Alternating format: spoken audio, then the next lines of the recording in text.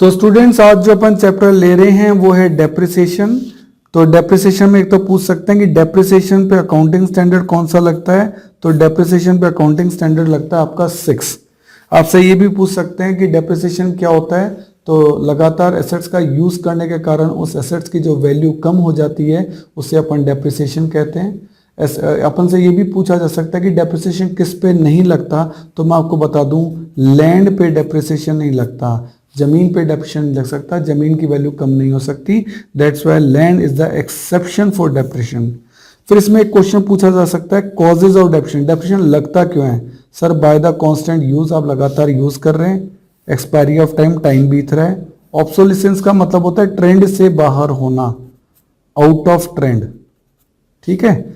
By accident, किसी accident में गाड़ी खराब हो गई तो बेकार हो गई उसका वैल्यू। और बाय डिप्लीशन, ये बेसिकली इनटेंजिबल एसेट्स के लिए यूज होता है, सही है। सॉरी, अंडरग्राउंड जो वेल्थ होती है उसके लिए, है ना, माइंस वगैरह जो होती हैं अंडरग्राउंड, जो अपनी माइंस हैं उनके लिए यूज होता है डिप्लीशन वर्ड। तो ये भी अपन को ध्यान रखना है, सही है। तो अच्छा, डेप्रिसिएशन में मैं आपको बता दूं, ये टेंजिबल एसेट पे लगता है, इंटेंजिबल एसेट पे से डेप्रिसिएशन नहीं, इसको अमोर्टाइजेशन बोला जाता है, ध्यान देना, अमोर्टाइजेशन, ये वर्ड याद कर लो। इंटेंजिबल, टेंजिबल पे तो डेप्रिसिएशन है, इंटेंजिबल पे अमोर्टाइजेशन होता है, ध्यान रखना। और माइंस पे या ऑयल वेल्स पे मैं आपको बता दूं, अंडरग्राउंड वेल्थ है उस पर डिप्लीशन यूज होता है, उस पर डेप्रिसिएशन यूज नहीं होता। और डेप्रिसिएशन एक नॉन कैश एक्सपेंस है, इसकी एंट्री होती है depreciation account debit to fix asset. तो इससे कोई कैश आउटफ्लो नहीं होता, इससे कोई कैश नहीं जाता है, ये अपन को याद रखना है। सर क्या जरूरत है डेप्रिसिएशन लगाने की। एक तो आपको ट्रू प्रॉफिट और लॉस पता लग जाता है, true and fair view of financial position, ये तो आप हर जगह बेनिफिट लिख ही सकते हैं, और भी चीजों में अपन ने देखे हैं। अच्छा, डेप्रिसिएशन आपका नुकसान है तो आप इसे कॉस्ट में भी जोड़ेंगे, तो कॉस्ट ऑफ प्रोडक्शन, किसी चीज का प्रोडक्शन कर रहे हैं तो उसकी सही कॉस्ट भी निकल जाती है। और इससे आपका इनकम टैक्स में भी फायदा होता है, क्योंकि डेप्रिसिएशन एक खर्चा है, आप खर्चों में उसको दिखाते हो, इससे एक्सपेंसेस बढ़ जाते हैं, एक्सपेंस बढ़ जाते हैं तो इनकम कम हो जाती है, और इनकम कम होती है तो टैक्स भी कम लगता है। तो इस तरीके से डेप्रिसिएशन एक टैक्स सेविंग इक्विपमेंट भी है। और एक बहुत ही इंपॉर्टेंट चीज इस टॉपिक में पूछी जाएगी कि एलिमेंट्स क्या है, factor determining amount of depreciation.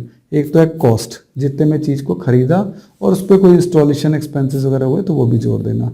Life ये गिवन होगी क्वेश्चन में, नंबर ऑफ ईयर्स में, कि कितने एस्टिमेटेड ईयर तक मशीन की लाइफ रहेगी। और इसके अलावा स्क्रैप वैल्यू, कि एकदम एंड में जब मशीन की लाइफ पूरी हो जाएगी तो आपको कितने रुपए मिल पाएंगे, तो वो आपका कहलाता है स्क्रैप। इसके और भी नाम है, रेजिडुअल वैल्यू भी कहते हैं और इसको ब्रेकअप वैल्यू भी कहते हैं। तो ये दोनों नाम भी याद कर लेना, आपसे पूछे जा सकते हैं कि स्क्रैप वैल्यू के अदर नेम क्या हैं। एक क्वेश्चन आपका पूछा जा सकता है कि different methods of providing depreciation. तो हमारे तो वैसे दो ही मेथड काम आते हैं, फिक्स्ड इंस्टॉलमेंट मेथड और डिमिनिशिंग बैलेंस मेथड, लेकिन और भी मेथड होते हैं तो नाम तो पूछे जा सकते हैं। तो 2-3 नाम और याद कर लेना, एन्युटी मेथड है, और रिवैल्यूएशन मेथड है, डिप्लीशन मेथड है, मशीन ओवर रेट मेथड है, और इतने नाम काफ़ी रहेंगे आपके लिए, तो एक्स्ट्रा नाम भी याद करके रखें। एक पूछा जाएगा फिक्स इंस्टॉलमेंट मेथड के और नाम क्या होते हैं। एक होता है स्ट्रेट लाइन मेथड, एक होता है इक्वल इंस्टॉलमेंट मेथड, और फिक्स इंस्टॉलमेंट मेथड है ही, ठीक है। और इसका फॉर्मूला क्या होता है वो भी पूछा जा सकता है, cost minus scrap upon life.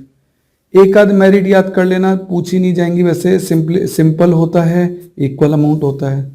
और डिमेरिट क्या है, तो कोई भी आप लिख सकते हो कि ओमिशन ऑफ इंटरेस्ट फैक्टर यहाँ नहीं होता, और स्क्रैप वैल्यू पता करना बड़ा मुश्किल है। इसके अलावा लाइफ भी कैसे पता लगाओगे, कोई मशीन 8 साल चलेगी या 10 साल, वो भी मुश्किल होता है। तो एक एक दो दो याद करना, बाकी नॉन इम्पॉर्टेंट है। डिमिनिशिंग बैलेंस मेथड की अपन बात करें, जिसमें इसके और भी नाम होते हैं, रिड्यूसिंग इंस्टॉलमेंट मेथड भी इसे कहते हैं, रिटर्न डाउन वैल्यू मेथड भी इसे कहते हैं, सही है। इसमें एसेट्स की वैल्यू कभी भी जीरो नहीं होती, और इनकम टैक्स अथॉरिटीज जो है इसी मेथड को, डिमिनिशिंग बैलेंस मेथड को ही अडॉप्ट करती हैं। अब इसका ये नेगेटिव भी है कि इसमें इंटरेस्ट फैक्टर आप कंसीडर नहीं करते, और इसमें एसेट्स की वैल्यू कभी कंप्लीट खत्म ही नहीं होती, जीरो कभी होती ही नहीं है। तो इस तरह से एक एक दो दो आप इनको याद कर सकते हो। लेकिन सबसे इंपॉर्टेंट क्वेश्चन जो आएगा वो आएगा ये कि इन दोनों मेथड में क्या डिफरेंस है। तो इसमें आप 3 से 4 डिफरेंस याद कर लें कि फिक्स इंस्टॉलमेंट मेथड जिसे अपन स्ट्रेट लाइन मेथड कहते हैं उसमें इक्वल डेप्शन होता है, इसमें डेप्शन लगातार कम होता जाता है। इसमें हमेशा ओरिजिनल कॉस्ट पे डेप्शन होता है, इसमें हमेशा रिड्यूसिंग बैलेंस पे डेप्शन होता है।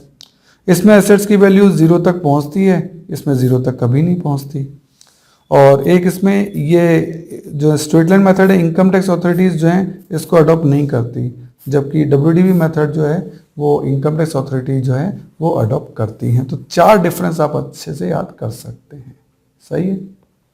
तो इस चैप्टर के लिए इंपॉर्टेंट यही है, एक तो कॉजेज ऑफ डेप्रिसिएशन, एक आपका फैक्टर्स कॉस्ट स्क्रैप और लाइफ, एक डिफरेंट मेथड में आप कोई 4 याद कर लीजिएगा, और एक आपका फिक्स इंस्टॉलमेंट मेथड और डिमिनिशिंग बैलेंस मेथड में क्या डिफरेंस है, कोई 4 डिफरेंस आप याद कर सकते हैं।